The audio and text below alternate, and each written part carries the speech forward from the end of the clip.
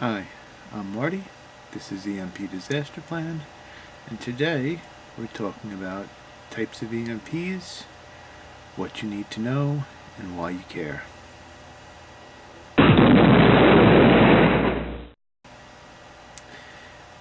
Generally, there's considered to be three types of EMPs: solar, non-nuclear, and nuclear.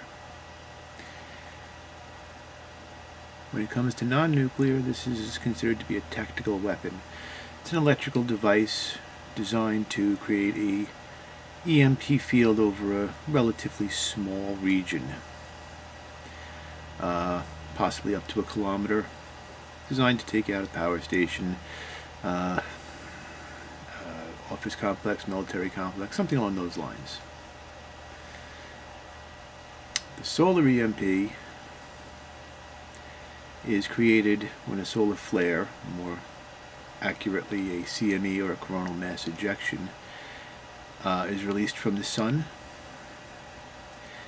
These charged particles released are carried by the solar winds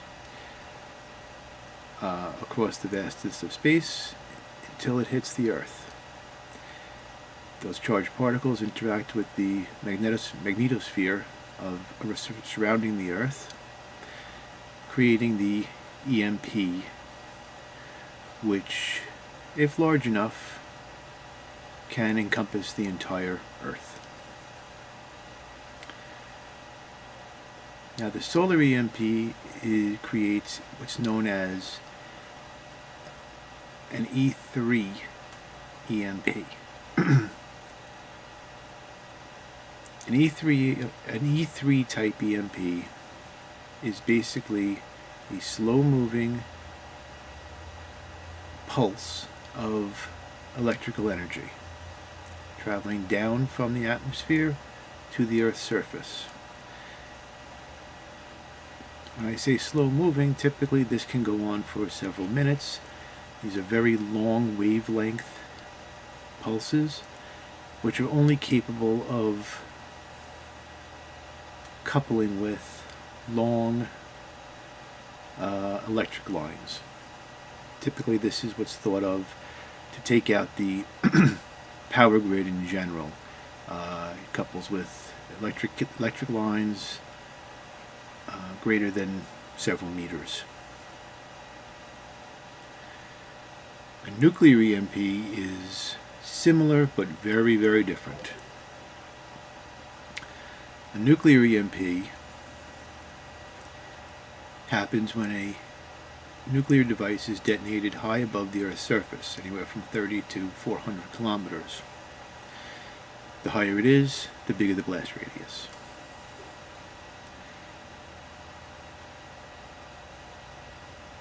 This creates two different types of EMPs, known as an E1 and an E3. An E3 is, of course, the same as the solar long pulses. An E3 pulse is a very short pulse, very fast moving.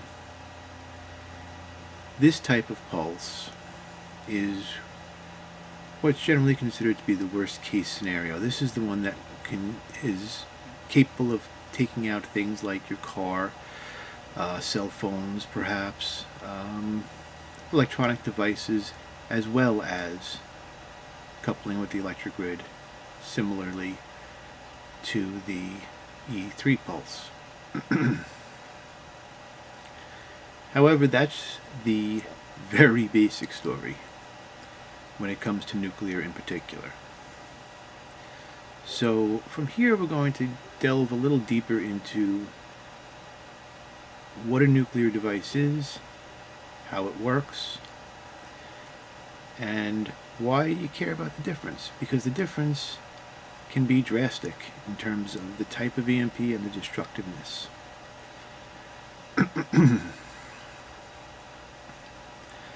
Okay, so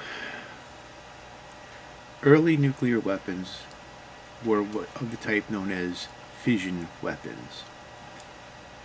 A fission, let's say the process of fission, is when you take a very heavy element, so something very far down the periodic table, and split it into multiple smaller elements. During this process, energy is released.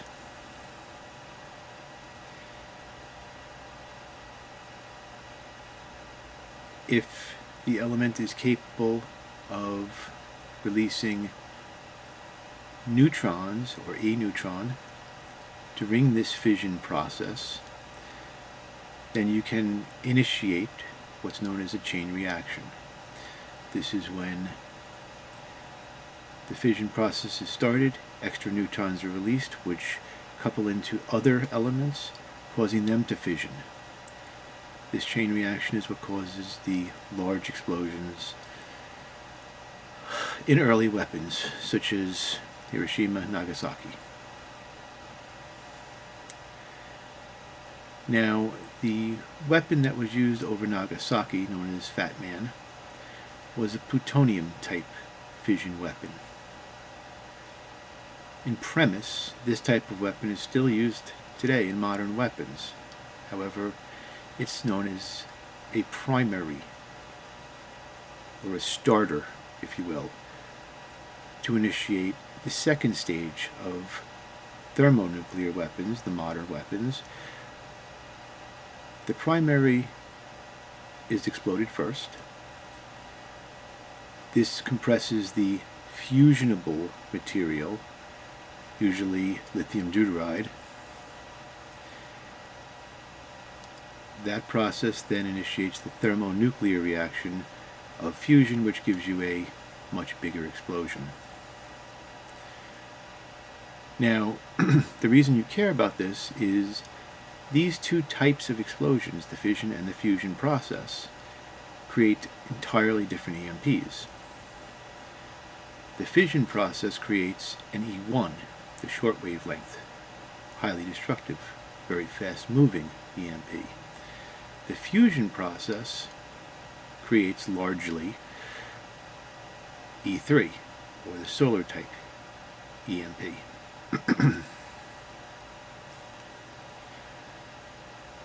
As a result, to simply say the bigger the warhead, the bigger the EMP isn't exactly accurate.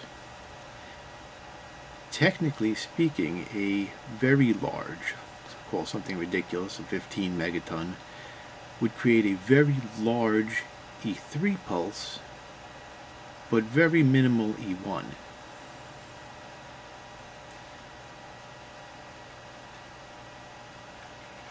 Whereas something small, if simply the starter or the primary of a nuclear warhead was detonated in altitude, you would create a very large E1 pulse. This brings us to the topic of the super EMP. This is a device largely classified and perhaps somewhat theoretical, although everyone knows that they exist. The details are sketchy, at least, at best.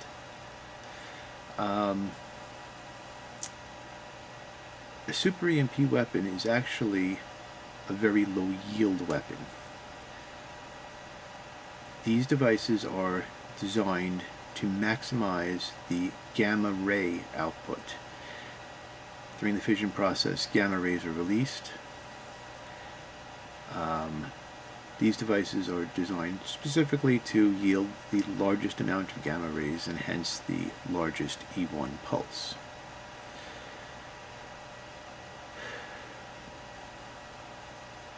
This can be even more devastating than a straight EMP pulse from a standard thermonuclear weapon. The reason being how much electricity is actually generated. A standard thermonuclear device generates, on average, 50,000 volts per meter. That means, for every meter of wire, 50,000 volts is inserted into it. So if you have a meter long, it's 50,000, 2 meters, 100,000, and on, you could see how this becomes devastating to the grid. However, in a super EMP, the theoretical or expected output is in the magnitude of 200,000 volts per meter. Nothing stands a chance. Nothing in our grid stands a chance.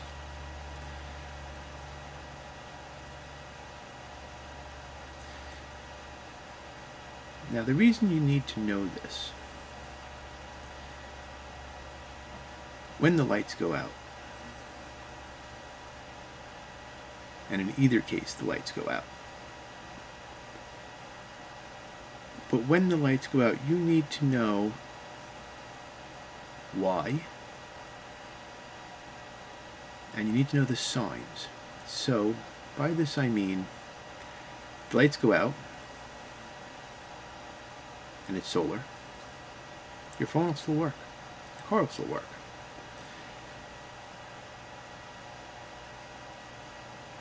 However, if you look down when the lights go out, your phone's dead,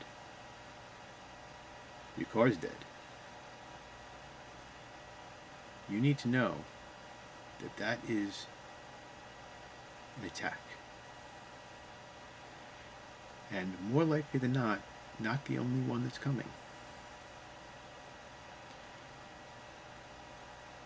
There's a theory, which makes perfect sense. If such an attack was launched, the next attack would be coming within a day or two, because people would have put stuff away. Perhaps things were saved in Faraday cages, or just pure good luck. The next attack would take out anything that was potentially saved or left undestroyed.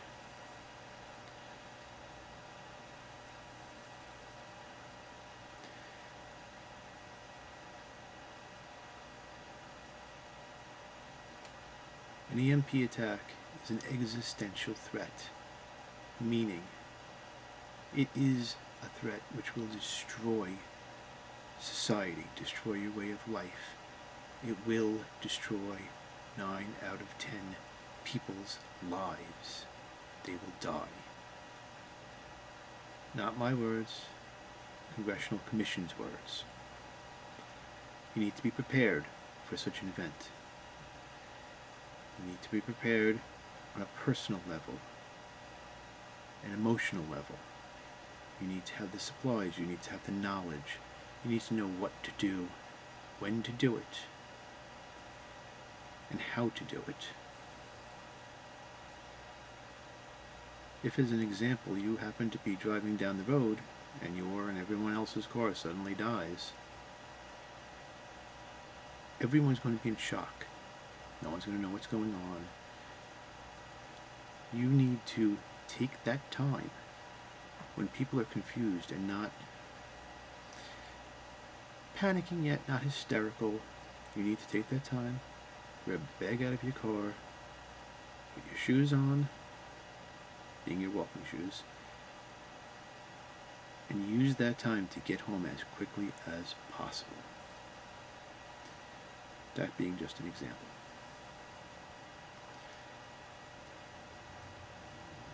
When it comes to EMP, knowledge is one of the most important things you can have.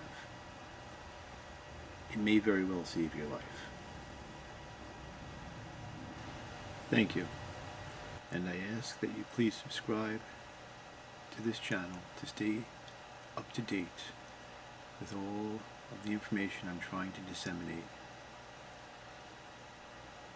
The more people who are aware, who are prepared for this coming event, the better we all will be.